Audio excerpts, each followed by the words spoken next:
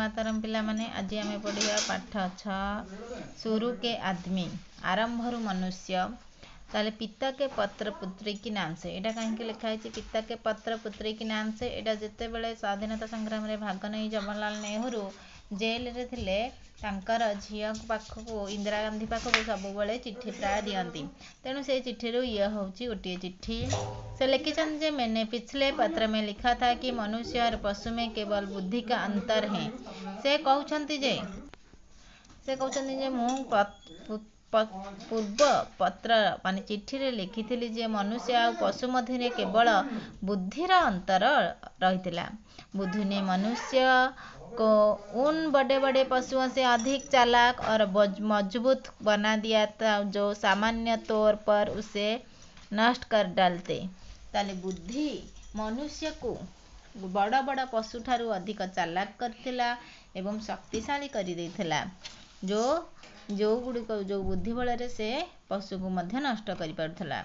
ज्यों ज्यों मनुष्य की बुद्धि बढ़ती गई वहाँ अधिक शक्तिशाली होता गया।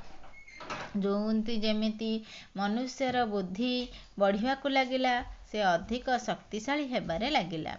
आरंभ में उसके पास पशुओं से मुकाबला करने के लिए कोई विशेष हथियार नहीं थे।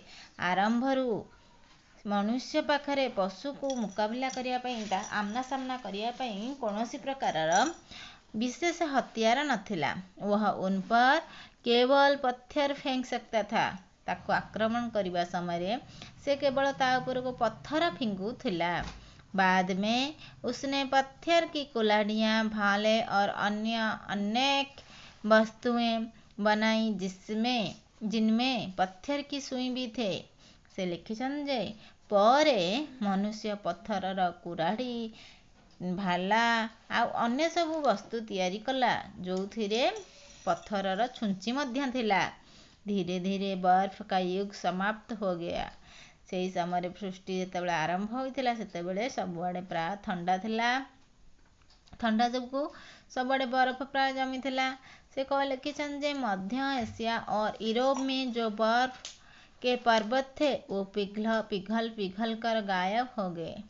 ताहले मध्य एशिया आ यूरोप रे जो बरफर पहाड़ थिला आस्ते आस्ते से पिघल माने तरली की गायब हो गला माने निश्चिन्न हो गला। निश्चिन्न जो गर्मी बढ़ती गई मनुष्य फैलते गए। जेमेती जेमेती गरम बढ़िया को लगिला मनीष इाड़े सियाड़े सब फैलते माने विस्तारी हो गला सियाड़े जाई रहिया को लगिला। उस समय न हो तो मकान थे ना कोई दूसरी इमारत थी। ताले से समय ना कौनसी घर थिला ना अन्य कौनसी घर कि कोठा घर किछि एमती नथिला। लोग गुम्फाओं में रहते थे। लोक माने गुम्फा भीतर रहुथिले। खेती करना किसी को नहीं आता था। चाष करवा काहाको आसी नथिला। लोग जंगली फल इत्यादि खाते थे या पशुओं का शिकार करके उनके मांस से पेट भरते थे। लोक माने फलमूल इत्यादि खाउथिले अथवा जंगल पशु मानकर मांस शिकार करी खाउथिले। ताले रोटी और भात का प्रश्न ही नहीं था। ताले से समय रोटी किंबा भात किछि खाउ नथिला जहाँफल खाइबे कौन क्योंकि उन्हें खेती करना नहीं आता था। कहीं ना तांको चाष करवा मालूम नथिला। वो ये पकाने भी नहीं जानते थे। से माने रांधिबा भी जानी नथिले। संभव है मांस को आग में गर्म कर लेते हो। ताहले बोध हुए मांस को से माने नियारे गरम करी खाउथिले। उनके पास कढ़ाई या और पतली जैसे बर्तन भी नहीं थे। तांको पाखे कड़ई की डेगची किछि नथिला। एक बात बड़ी विचित्र है। गोटिए कथा बहुत विचित्र। उन जंगली मनुष्य को चित्र बनाना आता था। ताले से जंगली मनुष्य को चित्र करिबा आसीथिला। यह सच है कि उनके पास कागज कलम पेंसिल या ब्रश नहीं थे। एटा सत्य कथा। वर्तमान आमे जेमती कागज कलम पेंसिल ब्रश र व्यवहार करछे तुली र व्यवहार करछे से समय से माने कागज कलम पेंसिल किंबा तुली र व्यवहार करू नथिले। उनके पास केवल पत्थर की सुइयां तथा नोकदार औजार थे।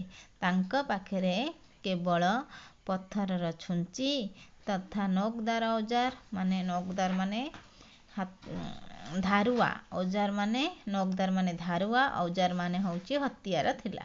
इन्हीं से वे गुम्फा की दीवार पर पशुओं के चित्र बनाते थे। एइथिरे से माने गुम्फार कांथरे पशु मानकर चित्र तैयारी करुथिले। जिन लोगों का हमने ऊपर उल्लेख किया है वे पाषाण युग के मनुष्य कहलाते हैं।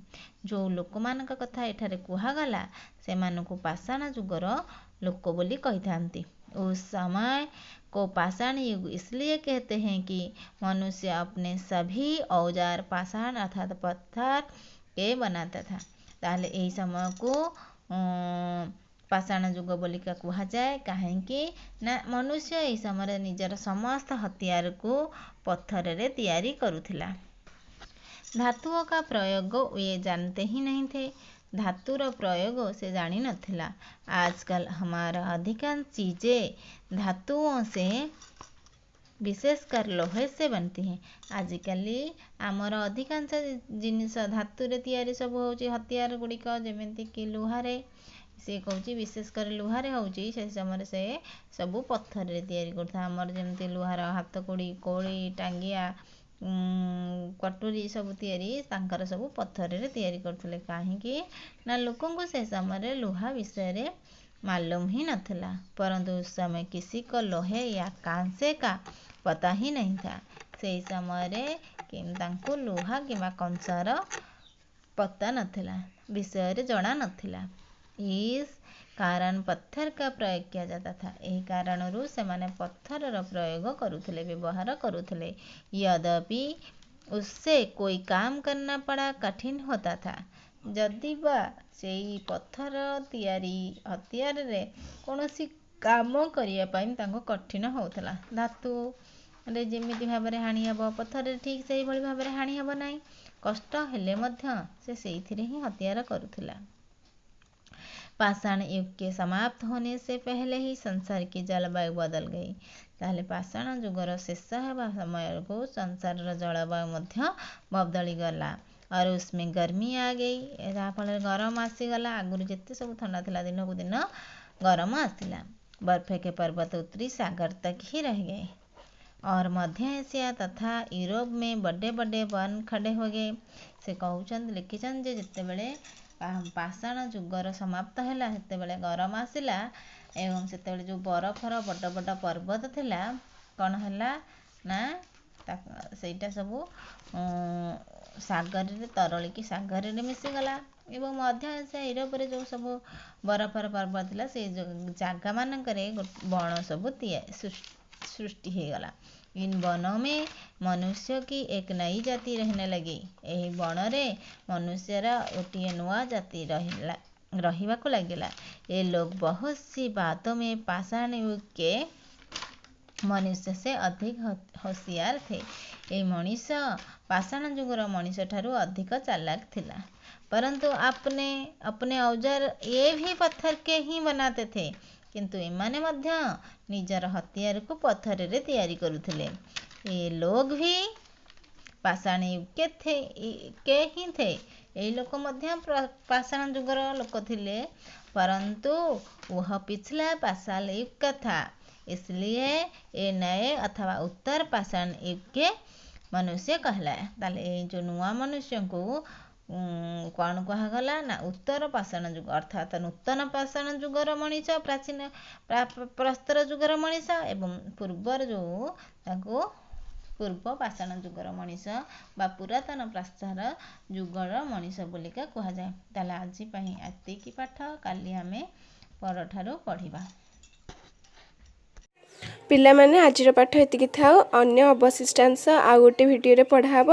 जदि तुमको ये भिडियोटी भल लगे तेबे लाइक करिवो शेयर करिवो आ जदि सब्सक्राइब करना तेबे सब्सक्राइब करियो। चला ध्यान करिया।